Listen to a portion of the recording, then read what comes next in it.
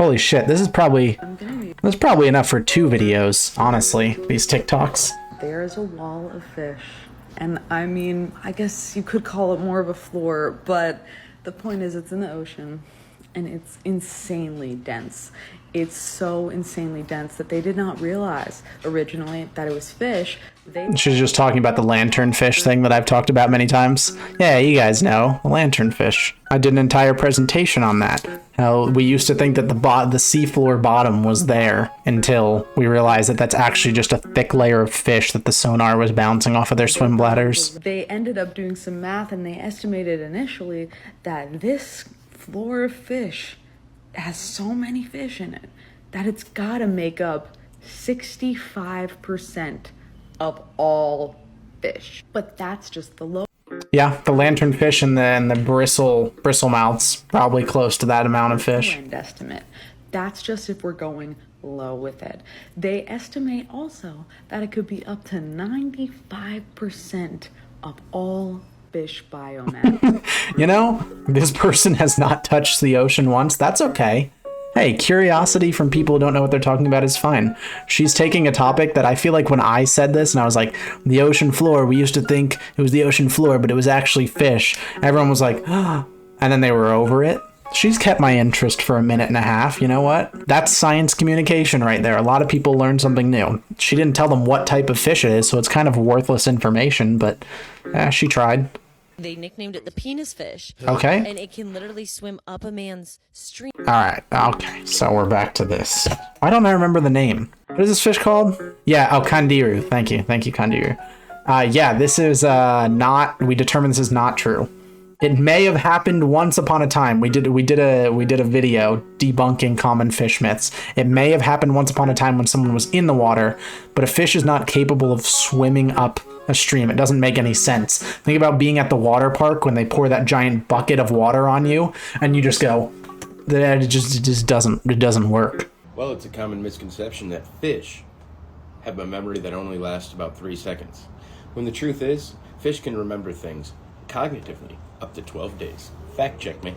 12 days? What fish can remember 12 days? Are you talking about goldfish? There are fish that can remember dozens of, probably Greenland sharks are probably hundreds of years. Maybe goldfish. That seems on the low end. A drunk sailor. Yeah, that seems on the low end for goldfish even. But for more intelligent fish, that's clearly on the low end. I'd bet Goliath groupers probably over a year. And I'd bet some of the bigger like Greenland sharks and stuff are probably close to a decade, if not that. It's hard to measure though, especially something that long. Like, what do? You like poke the fish, you poke the Greenland shark and you say, do you remember that? And he says, yeah. And then you wait another year and you say, did you remember when I poked you? And he said, yeah. And you just do it again over and over. And then 1 year he'll be like, no, I don't remember that. And that's their memory. Where does that come out of? Sick. I saw this. This was some little creature, right? Amphipod, is that what it was? An amphipod that had taken over part of a jellyfish? Is that what I'm saying? Is that right? It's an amphipod that ate and then like parasitized the bottom of a jellyfish. And so it looks like some crazy alien creature. Something like that, right? I read about it. Science. Subnautica looking ass? Yeah, a little bit. Blue heron. I love blue heron. They do that, bro. They all be the same. Dude, every blue heron is the exact... I have a theory. First of all birds are government drones. That's theory one. Second of all, blue herons in particular are all clones of each other. They're all the exact same. I've seen blue herons in New Jersey. I've seen them in Missouri. I've seen them in Florida. And they all act the exact... They move the same. They look the same. I think it's the same blue heron. I think there's just one blue heron who has Santa Claus powers, and he moves across the world at all times, and he's everywhere always, delivering well, he's not delivering presents to children, he's eating all of the fish, and every blue heron that anyone has ever seen is just this one blue heron. They're everywhere, but they're very cute though. They look like dinosaurs. I like blue herons because they have the these like frills that come off the back of their neck. It kind of looks like they have a mullet, but it also kind of looks like the dinosaur thrills in like Jurassic Park where like the raptor fucking frills in the back come up, if you know what I'm talking about. Anyways, Hi. Oh, this guy again. Today I went up to Gerber's Tropical Fish up in Dayton, Ohio. So this dude... Oh, I thought he had this. This is the dude who has a cave of eels, by the way. They're about an hour north of me. Mysterious man. Have going on. Here's a big Indonesian datnoid. Then Sick. a big ornate polypterus too down there. I'll eventually get some Indonesian Ornate datnoids like that. polypterus. Also, I start with some small ones. Polypterus. Does this guy call them pteranodons? A pterodactyl? Come on, You see get some your big shit together. cichlids, Big Oscars, South American cichlids. Tank of a peacock bass. That thing was massive. Big red tail. Red tail. All their koi and goldfish for the summer. They're really stocked up on these right now. I come up here about every few months just to see what's new. Here's a purple wolffish. You don't see these guys too often. A purple what? You say wolf fish? Super cool little fish. I love the spotting on them. Arowana. And here's a albino arowana, tiny little baby. I'll probably end up getting one of those eventually too. And then a dwarf caiman here. A dwarf caiman? You'd have a dwarf caiman. If it wasn't for the law stopping you, you would want a dwarf. Okay. Here's their saltwater half. They got a. What is it with people and owning things? Why do we just have to own everything? The Maxima clams. I love giant clams. These things. Those are some pretty sick clams. Eels. Here we have some moray eels. Their pipes they were hiding in kept rolling, so they kept getting flipped over. It's kind of funny. Then this here is a marine beta. They're not actually related to betas at all. They're actually a type of grouper. They look like it though. Their fins just display really well when Look downs. they're trying to make themselves look bigger. I saw one of them in the wild. Here's some look downs. If I ever do a shark tank, I'll definitely have a school of look downs schooling above the sharks. Big lionfish, some yellow stingrays, California ray down there too. Then there was also a horn shark in this tank. Interesting. Going to aquarium stores is always fun to just look at random shit. I've been to a lot of fish stores in my day, but this is by far Jesus. the coolest I have ever been. What the fuck was that? Are those like hundreds of arowanas all together in one tank? Bro, they need to come up to the surface, bro. Bro, they need to reach the surface. That's how they... Oh my god. Why are they like sardines? I have ever been to. This is Aquapets or Kowloon Aquarium, and you walk in and you're greeted by this giant blood parrot as well as this absolutely massive... Oh my god. In such a gross tank. It's about 36 inches. They have a ton of... That's such a sad life. Even with a lot of room, it's just so sad. arowanas as well, which we'll see about. I can't understand people having arowanas. They have a bunch of oddities like these pike cichlids, and they also have these platinum half-beaks, which I've only ever seen once before. They've got a bunch of monster fish like peacock bass and severum and vegetas, as well as these were one of my favorites. These were some kind of geophagus, as well as these huge clown knives, or not clown knives, I forget what kind. They also had beautiful scapes with some crazy plants like hydro chai and Bucelena 2013. And here, Dude, look at that! That arowana, he's like the length of the tank. It's just so sad and gross. you can see those Asian arowanas I talked about. They had 5 total in the store.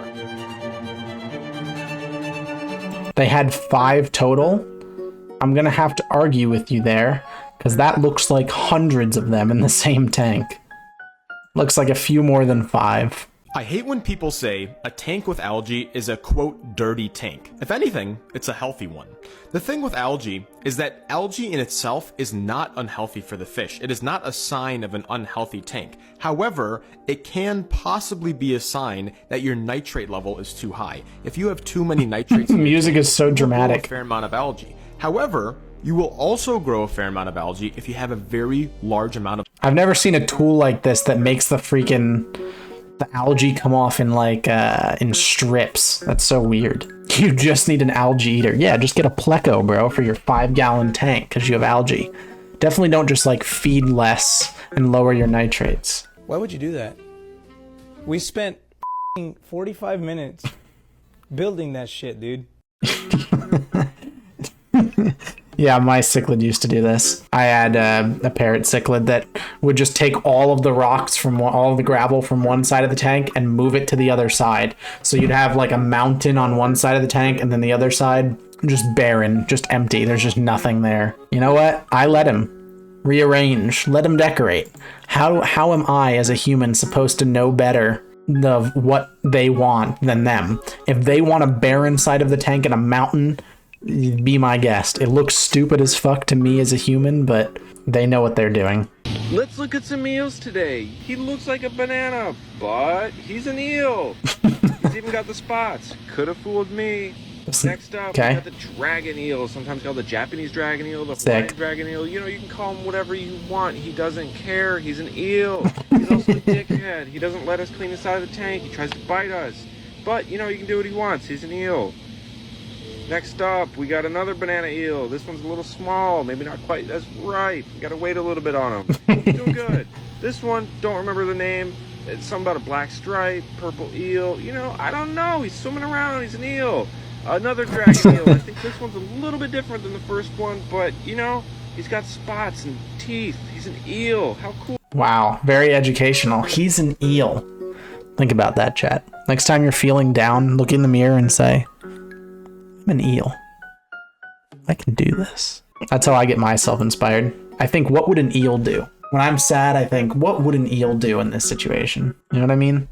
It inspires me every time. This is the story of one of the most famous bass on TikTok, Russell. Hi, Russell. Russell when he was super small and started to train him right from the start. Why'd you do Worms, that? Goldfish, straight out of my hand. But Russell grew very quickly. We started feeding him anything we could, from crawfish because Russell is to lizards. Russell is a fucking largemouth bass in a tiny tank. This is a largemouth bass. This is probably illegal in most places because this is a wild game fish. Maybe not where it's introduced to be a game fish. You can't just keep that in a tank. Why? Whatever. You better go to school a little bit more, bro. During their operations below 13,000 feet in the Mariana Trench, the science team have gathered footage of even stranger animals. The megalodon shark. Nope, it's a snailfish. This fish is a cusk eel. A cusk eel? What's really interesting is that it has a transparent head. Interesting. I thought that was the snailfish. It's a cusk eel. This is the one megalodon video I did where I said, what food would there be in the Mariana Trench? It's basically just glorified tadpoles. This is what I meant. I guess snailfish and cusk eels, just little tadpoles. Looks like a massive tadpole. It's not that big. No, it's not fish. Oh, no. What the hell is that? Why are they saying everything so dramatically? Drifting past the camera is a colony or collection of lots of little small animals. It's kind of like a jellyfish, but there's lots, if you imagine, thousands of little jellyfish all holding together, and we call that a siphonophore. Siphonophore! Oh, that's really good. I would say that's the best. The dramatic music and then something big comes in the camera, you always think it's going to be like a shark or something, and it's just a little man. Snailfish we've ever got. Snailfish. Now that's a snailfish. They look so similar to cusk eels. Are cusk eels snailfish? Because he has the eel tail. He has the protocephalus. That's not what it's called. I need to watch my own lecture again. Whatever that tail is called. It is protocephalus. I'm right. I got it the first time. You made that name up? I did not. Protocephalus. No, not the genus of flatworms. Tail. Fish tail types. No, it's better than, it's not that one. God damn it. It's this undifferentiated, rounded, or undifferentiated, but there's another name.